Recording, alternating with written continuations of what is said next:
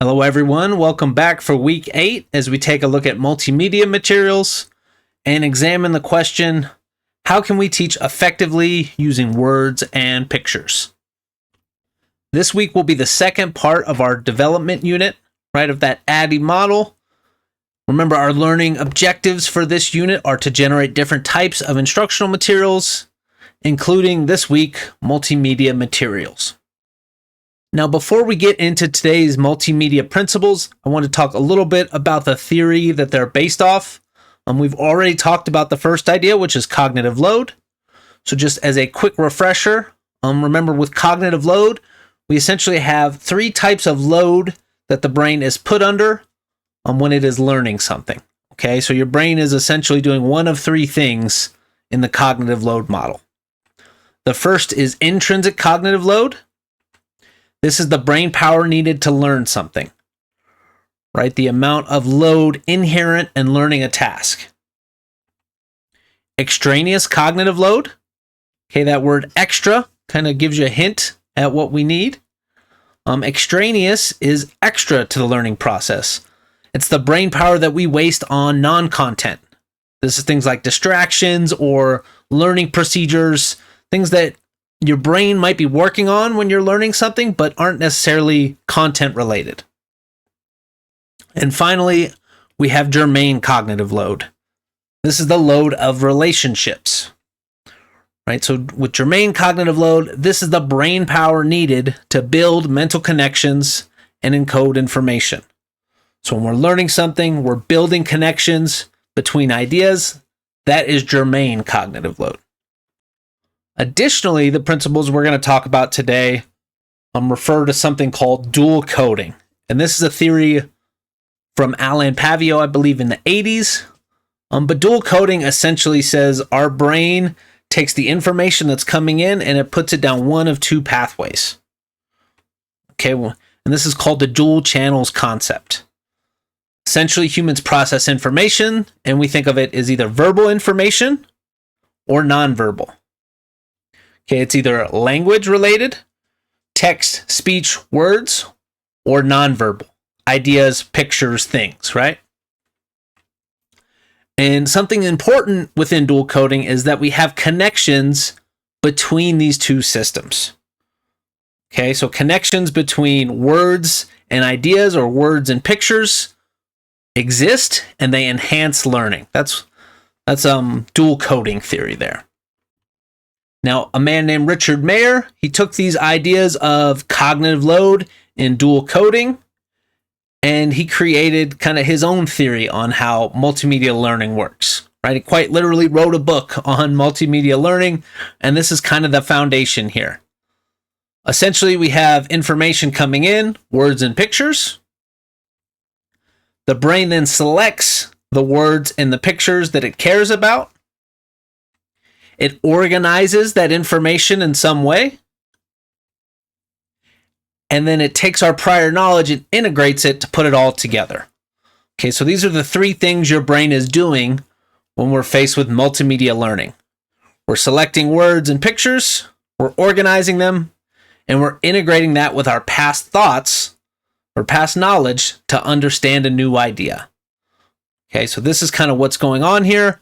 And then Mayer comes up with several principles to help us essentially do this process better. And that's what we're going to look at today. All right, so Mayer took his idea of how learning works based on dual coding and cognitive load. He went and found research articles that kind of support his ideas, and he broke them into categories or principles. Okay, and there are 12 principles. There are 3 categories that he puts these principles in.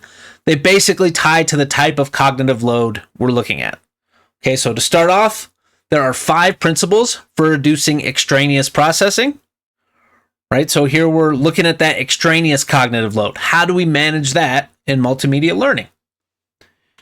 And Mayer comes up with 5 ideas. We're going to talk more about these in a second, but those ideas are the coherence principle, signaling, redundancy, spatial contiguity, and temporal contiguity.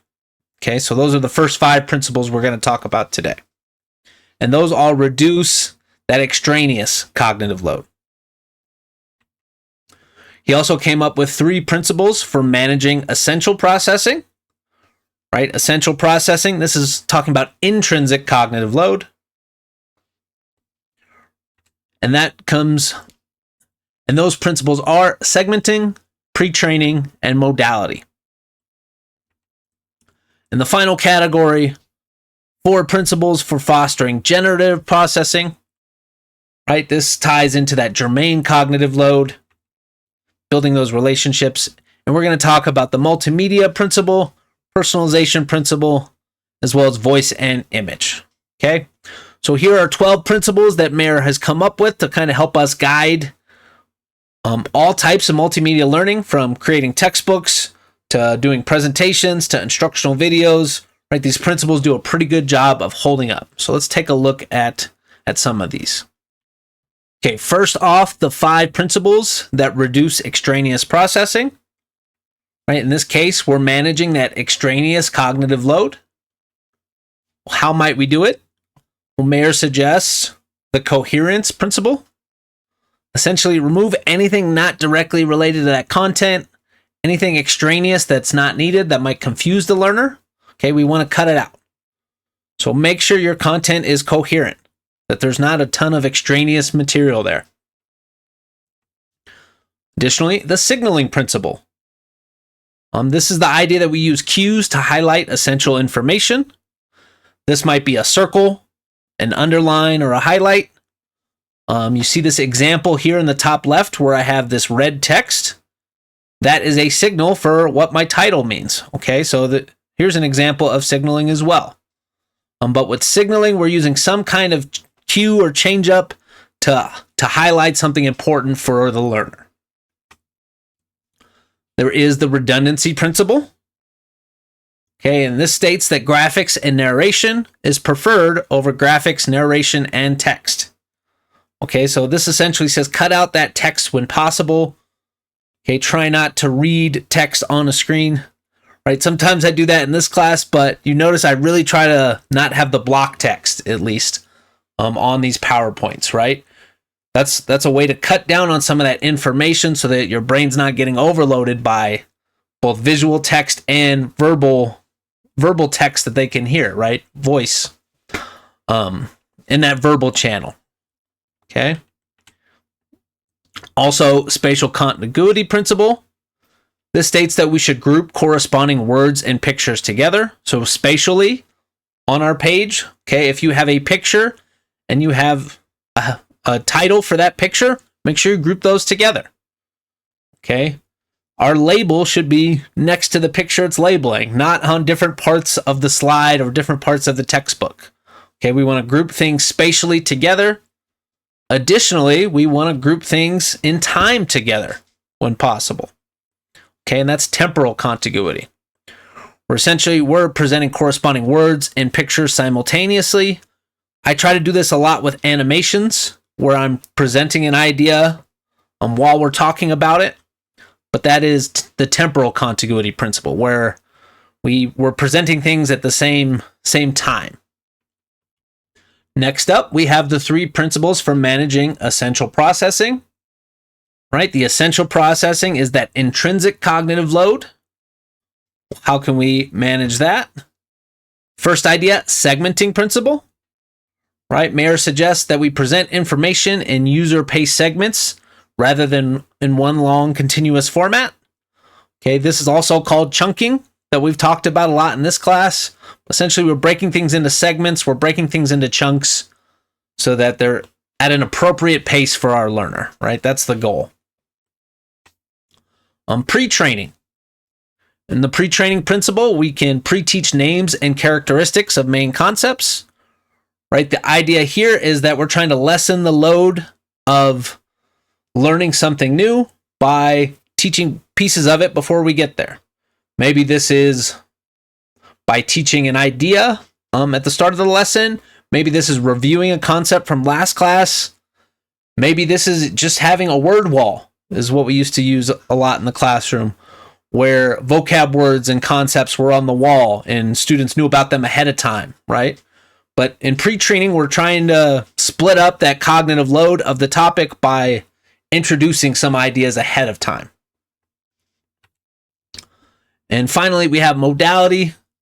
The modality principle states that we should use pictures and spoken words over pictures and printed words. Okay? The idea here is that instead of having the user gather all the information with their eyes, okay, we can have them use their eyes and their ears if we use the spoken word. Okay, so it just helps us get information in there. It doesn't create that split attention effect where a user is both looking at a picture and trying to read some information on a different part of the screen, right? This allows them to look at one thing while listening, and that is the modality principle. All right, and finally, our last four principles for fostering generative processing. This is managing that germane cognitive load, right? Our connections here. The first one is the multimedia principle, which states that we should use words and images over simply words on their own. Okay, this is essentially saying we want to use that image to build that connection, right? So we can use images related to the content to help our users make connections between that picture and the idea we're trying to teach, and there's power in that, right? And that's the multimedia principle. The personalization principle essentially states that we should speak in a conversational style in a simple way that our learner can understand. Okay, try to personalize that speech essentially. The voice principle talks about using a human voice over a machine voice or an AI voice. This is one I think that might change as technology changes, but at least when Mayer investigated it, people still preferred that human voice over the machine voice. But as we all know, AI is getting very good, very fast, so I am curious how long this principle will hold up. And people will be able to distinguish between the human voice and the machine voice. And then finally, the image principle. This one states that you should prioritize using relevant images over just displaying the speaker. Okay, so what does this one mean? This means instead of just having a talking head, try to use that screen space to show something relevant to the content. Okay, notice that I like to do the picture over picture, so that way we can always have a main screen with our content, but you still get the speaker in the corner. But the idea is that we always want to have relevant images displayed on that main screen. We always want to give the learner something to look at that isn't just a speaker. Okay, so those are Mayer's 12 principles. They're quite popular in the field of instructional design and multimedia learning. They're, in my opinion, very simple, almost common sense, but it is nice to have a list of evidence-based practices that kind of help guide us when we're creating our multimedia learning.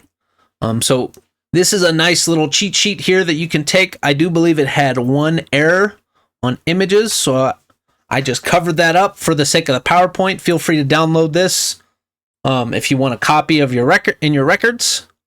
But those are Mayer's 12 principles. So now you've seen Mayer's 12 principles. We're going to investigate these a little more in today's learning resources. I have a video that breaks down the 12 principles and does a really good job of showing you an example of what the principle wants and what it doesn't want. Okay, so I think that's worth checking out, and also a video interview from Professor Mayer himself. Okay, so some cool stuff there. I really like these multimedia principles. I find them very simple and straightforward, but there's still lots of areas we can apply them to. Okay, so as far as the types of multimedia technology, you might apply these principles when you're making workbooks or textbooks. You might use them to create posters or posted instructions. Okay, especially in training scenarios, you might find yourself creating instructions and posting them around the workplace. Well, Mayer's multimedia principles is a great tool for you to use when you're doing this type of thing. You also might use these principles to help guide you for any presentations or direct instruction you're doing. Or finally, any of that kind of new era of information, instructional videos or digital media, Mayer's principles are just a pretty great tool all around. Anytime you're using both words and pictures to get information across. Okay, so that's all the content I have for you guys today. There are a few learning resources that I want you to check out, but as far as assignments go, there is a practice quiz you can try out. And then for our knowledge check, you're going to have 4 questions to answer, and then typical discussion post this week, you respond to a couple of your peers. Those questions are, I want to know which of Mayer's principles do you find the most and least important? And also why. I would like to know if you've ever encountered an excellent example of multimedia learning and what made that easy to learn from. And the counter to that, if you've ever had a challenging encounter with multimedia learning, what made it difficult for you? So I think pretty simple questions there, but just something to think about. And you guys, feel free to stop by office hours if you have any questions. But if I don't see you, have a wonderful week.